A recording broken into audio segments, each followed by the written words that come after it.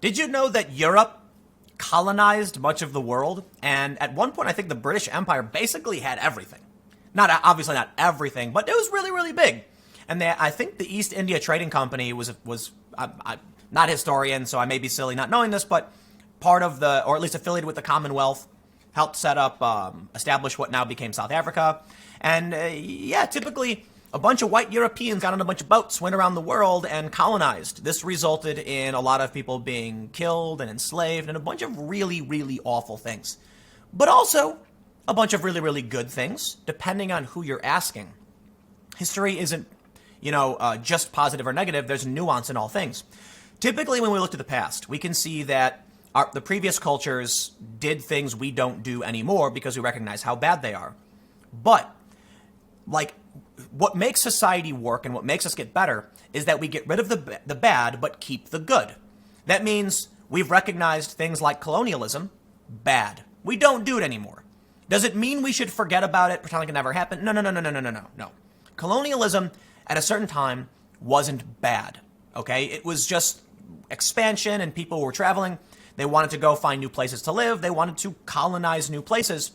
And depending on who you ask, typically the far left will talk about white supremacy and other stuff. It's like, yeah, chill out. Listen, the core tenets of colonialism weren't necessarily the same way you would perceive racism today.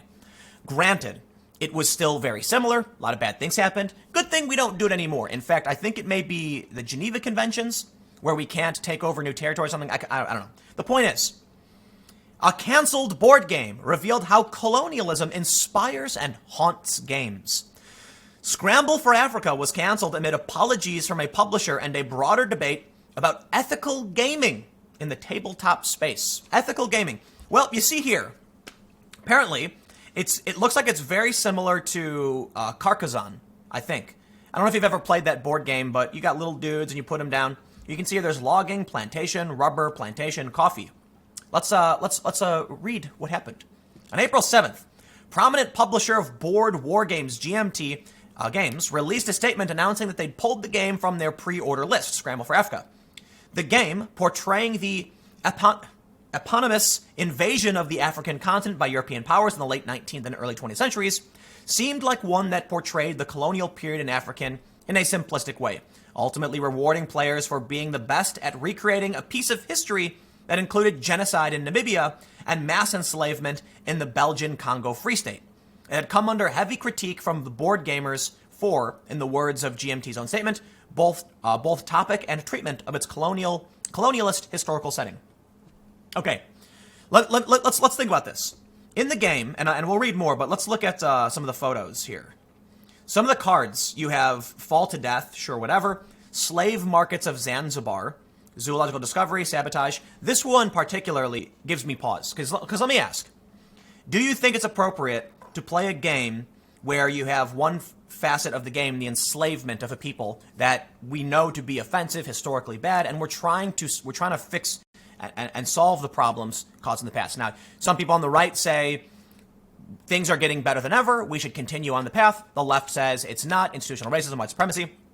But here's the question. I'm not saying they shouldn't have this game. In fact, in my opinion, I think the game should exist. But I think it's fine to bring up this idea. Canceling it, in my opinion, not a good idea. Okay, so we have the statement from them. They say, "Dear P500 customers, I'm writing today to let you know that after much consideration and after consultation with the designer, we have decided to pull Scramble for Africa off our P500 list. It's clear to me that the game is out of step with what most Eurogame players want from us in terms of both topic and treatment. Over the past few weeks, we've heard from a growing number of gamers who had concerns about both in regards to Scramble for Africa, to those of you who took the time to share your concerns with us privately, and also to those who share concerns in public forums in a polite and constructive manner. I want to thank you for the kindness and class with which you shared negative feedback. As we always strive to do, we have endeavored in this instance to listen to you, learn from you, and act on your feedback. I'm very sorry that we didn't catch this sooner." Catch what? "We work hard to evaluate and scrub games before they get to the P500 list. And we turn down games each year that we think are inappropriate for us in various ways. I'm sorry that we missed this one and caused some of you a lot of consternation and angst because of our oversight. We'll do better.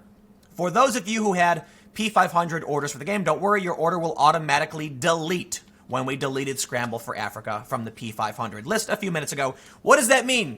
The people who wanted the game don't get it because other people were offended the game existed. First problem. If somebody wants to play a game, you don't get to take that game away simply because you're offended by the concept that is the game.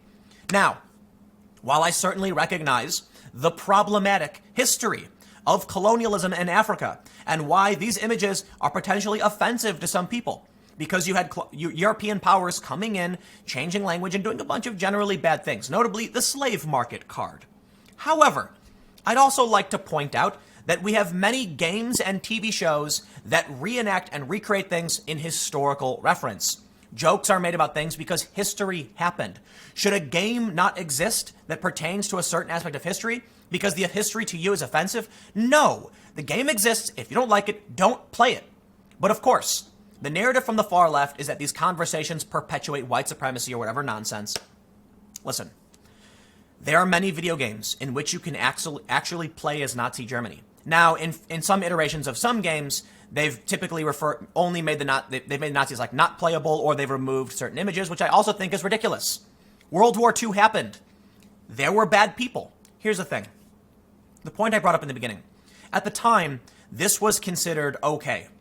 It's not the same. There's similarities, there's overlap to later atrocities done in, global expansion and things like that. Now, as for World War II, there was no point at any time that we or most of Europe thought what the Nazis were doing was a good thing. No, I mean, some countries did, for sure. They were called the Axis.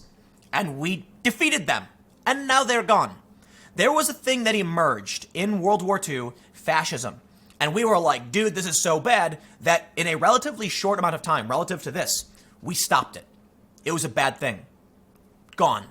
However, colonialism was relatively different. I do think we should recognize how insane some of the colonialism was. Like Christopher Columbus, apparently he came, and again, I'm not a historian, so I know maybe some Italians get mad, but yeah, he went to the Bahamas, he was chopping people's hands off, he had slaves, he had all this really, really awful stuff. Whatever your argument about the slave trade is, yes, there were, the word Slav, for instance, Eastern European slaves of the Turkish Empire. Slavery is bad. I don't care who does it. We should condemn it, of course. So we can absolutely recognize the problems of slavery and what this game can represent. But just because the past is bad doesn't mean we get rid of games that highlight what happened. In fact, perhaps what should actually happen is the game should be released with a card when you open the box that says things in the past were bad. Let this game be a reminder to the mentality that led people to do things as atrocious as slavery, so that we learn from our mistakes and we don't do these things again. More importantly, somebody wants to play a game, they can play a game. It's kind of crazy to me that this board game company canceled the orders of people who wanted it. Let's stress this. They say, don't worry.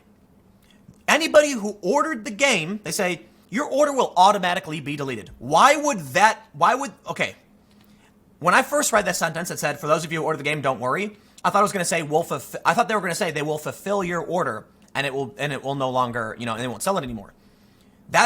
If somebody wanted to buy it and they heard this, they're probably worrying about not getting the game they bought, not the refund. They bought, not the refund. But there you go. Some people get angry, and in response, you don't get to play your game. Colonialism happened. We don't have to like it, but the game is just a representation of what happened in history. We're not going to avoid historical moments because we're offended by what one side did or didn't do. Games exist. Symbolism exists. We move forward, removing the bad and keeping the good, and we play games. Isn't it better that someone play a game? But of course not. They say, the company's decision to pull the game fanned the flames of discussion in the relatively small board games community.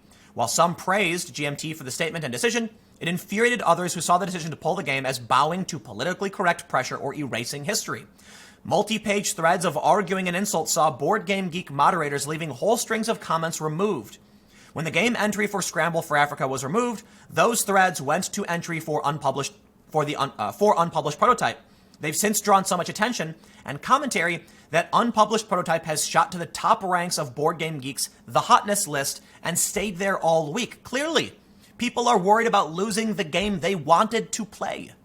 Let's just see how Vice takes it when they wrap this up. I don't want to go too long. So you got little things here. There are many games that already, okay, what are they talking about? It is unlikely that GMT will stop publishing historical and nuanced games. Their game Colonial Twilight is a superb representation of the of the French-Algerian War.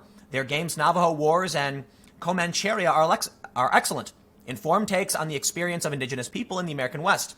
Historical games are in a better place than they've ever been, with a wider variety of subject matters and perspectives than ever before. It's a matter of seeing the game and asking yourself, why this theme and why this game? Instead of blindly accepting or ignoring it based on the strength of the mechanical design alone.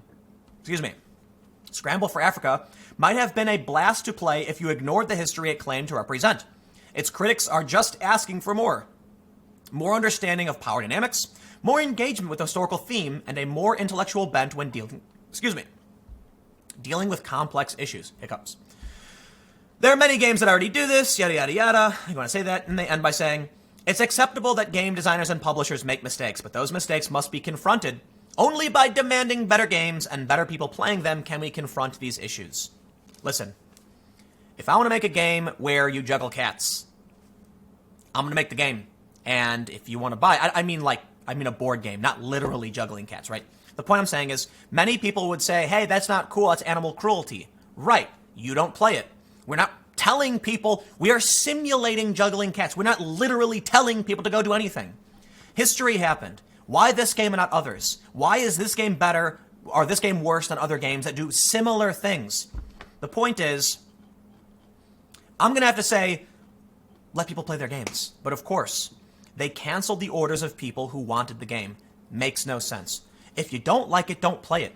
This is about imposing their view over other people and preventing people from doing things they might enjoy. It is insane. I got one more video coming up for you in a few minutes. I will see you then.